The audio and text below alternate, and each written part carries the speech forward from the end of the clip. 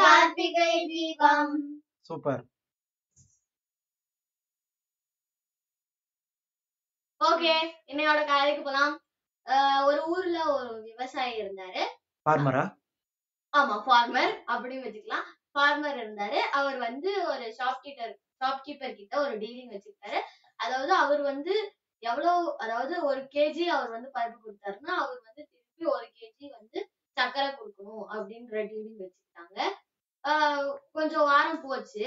அந்த ஷாப்கீப்பரோட ஒய்ஃப் இருந்தாங்க. அவங்க வந்து என்ன பண்ணாங்க அப்படின்னா, ஒரு நாள் அந்த ஃபார்மர் கொடுத்த எடைய வந்து வெயிட் மிஷின்ல போட்டு வெயிட் பார்த்தா அது வெறும் கம்மியா இருந்துச்சு.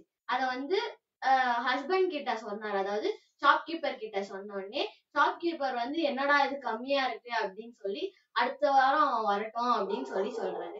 அடுத்த வாரம் ஃபார்மரும் திருப்பி வராரு.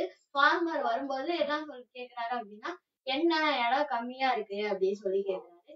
இல்ல சார், எங்க வீட்டுல இடம் மிஷின் இல்ல, அதனால நீங்க குடுக்குற வந்து இந்த சைடு என்னோட பருப்பு இத வச்சுட்டு இந்த சைடு நீங்க குடுக்குற சர்க்கரைய வச்சுட்டு ஒரு கைப்படி வந்து அதிகமா தான் போடுறேன் அப்படின்னு சொல்றாரு. அதனால இப்ப யார் தப்பு பண்ணா அப்படின்னா, அந்த ஷாப்கீப்பர் தான் தப்பு பண்ணாரு. என்னது அப்படின்னா, சர்க்கரைய வந்து போட்டுட்டு கீழே வந்து மேக்னெட் வச்சு கொடுக்குறாரு. சோ அதனால வந்து அது வெயிட் அதிகமா தெரியுது. அதனாலதான் வந்து வினை அறுத்தவன் வினையா இருப்பான் அப்படின்னு சொல்றாங்க. இந்த கதையில இருந்து இதுதான் புரியுது. ஓகே, பாய், தேங்க்யூ. மாடு கதை. Again happy Karthigai Deepam. சொல்லுங்க. ஹாப்பி கார்த்திகை தீபம் சொல்லுங்க.